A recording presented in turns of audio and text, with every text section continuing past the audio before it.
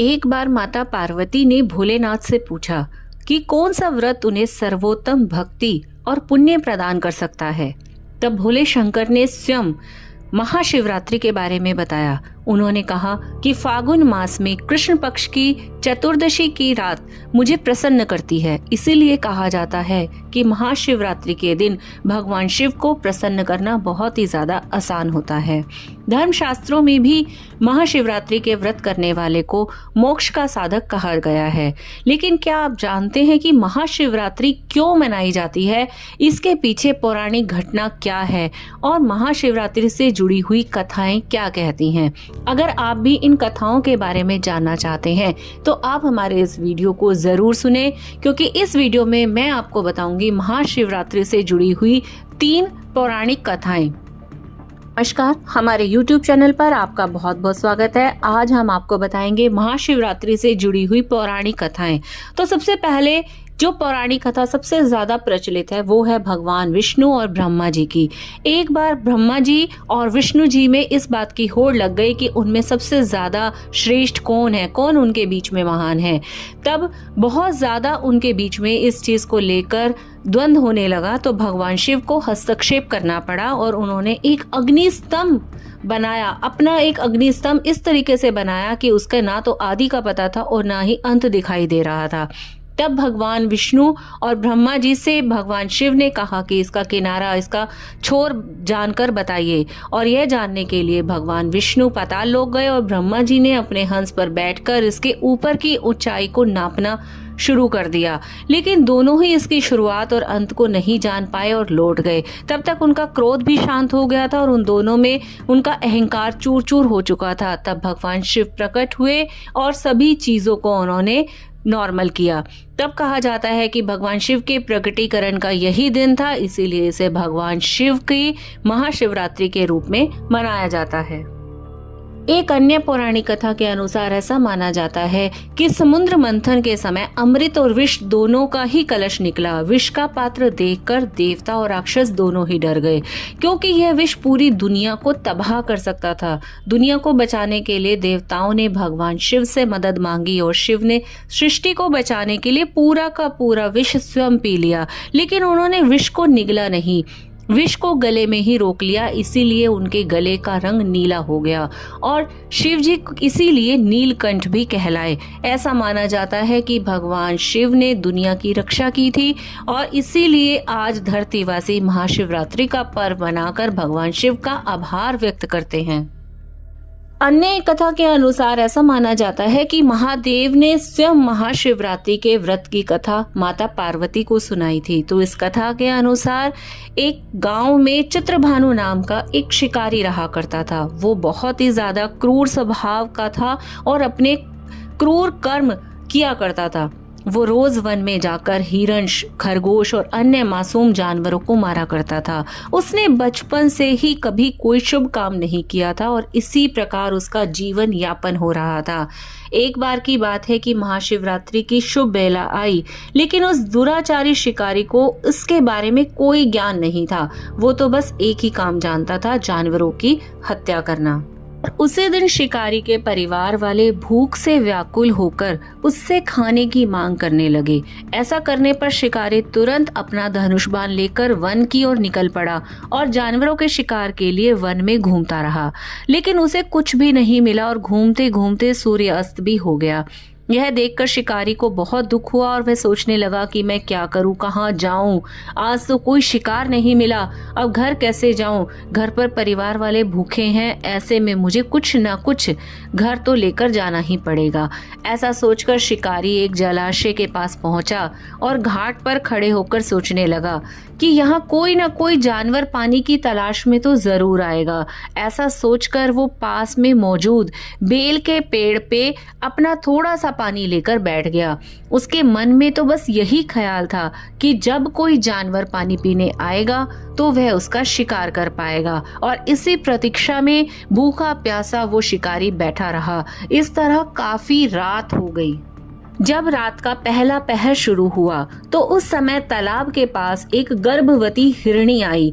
चंद्रभानु ने उस गर्भवती हिरणी को मारने के लिए अपना धनुष बाण उठाया। ऐसा करते हुए उसके हाथ के धक्के से पानी और बेलपत्र नीचे गिर पड़े। उस बेल के पेड़ के नीचे एक शिवलिंग मौजूद था जिसके बारे में वो शिकारी नहीं जानता था, और इसी तरह से अनजाने में उसके हाथों से शिवलिंग पर जल और बेलपत्र गिरने से शिवजी के पहले पहर की पूजा संपन्न हुई।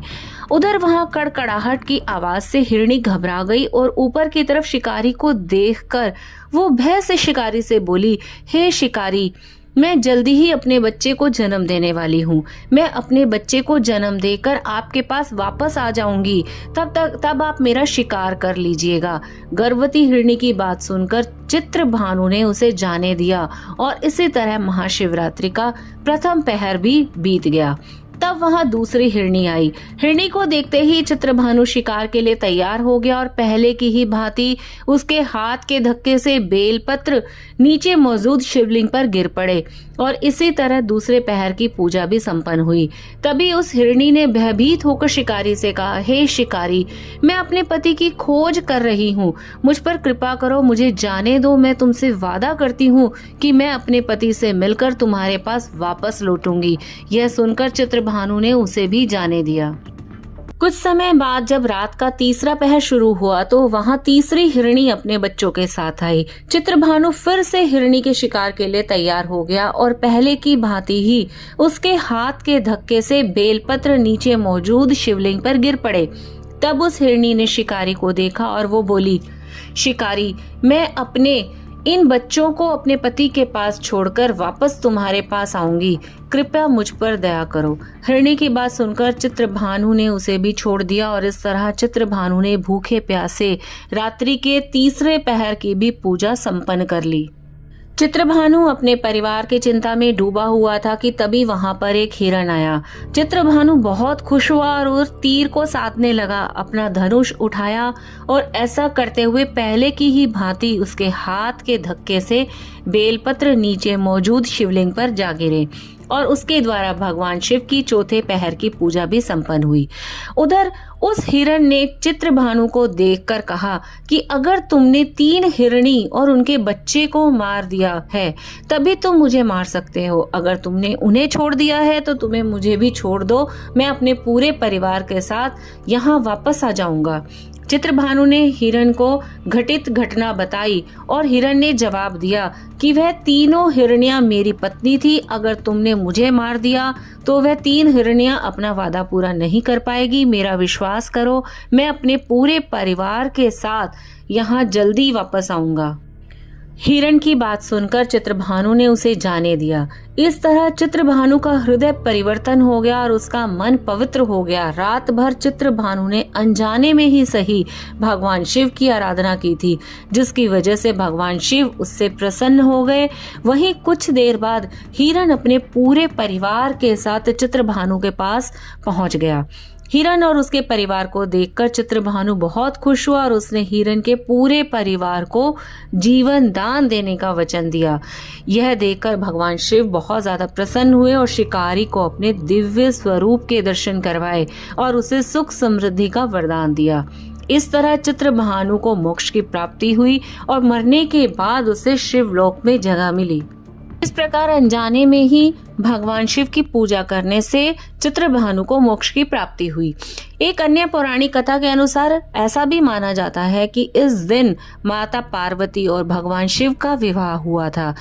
ये इस कथा के अनुसार माता सती के पूर्ण जन्म में जब वह माता पार्वती बनी तब माता पार्वती शिव को पति के रूप में प्राप्त करना चाहती थी और उन्होंने शिव जी को प्रसन्न करने के लिए कई यत्न किए, लेकिन भोलेनाथ प्रसन्न नहीं हुए।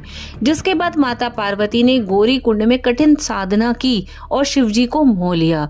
जिसके बाद वह शिवजी और माता पार्वती का विवाह हुआ और शिव के गृहस्थ जीवन में इस दिन प्रवेश हुआ, क्योंकि तभी से इस दिन महाशिवरात्रि के दिन माता पार्वती और भगवान शिव का मिलन के रूप में मनाया जाता है। इसी उपलक्ष्य में भक्त उपवास रखते हैं और इसी दिन भगवान की पूजा करके इस त्योहार को मनाते हैं और इसी दिन शिव और शक्ति का आशीर्वाद लेते हैं। तो मैं उम्मीद करती हूँ कि आपको ये जानकारी अच्छी लगी होगी और इसी तरह की और इंटरेस्टिंग जानकारी और कहानियां सुनने के लिए आप हमारे इस चैनल को लाइक और सब्सक्राइब जरूर करें। धन्यवाद।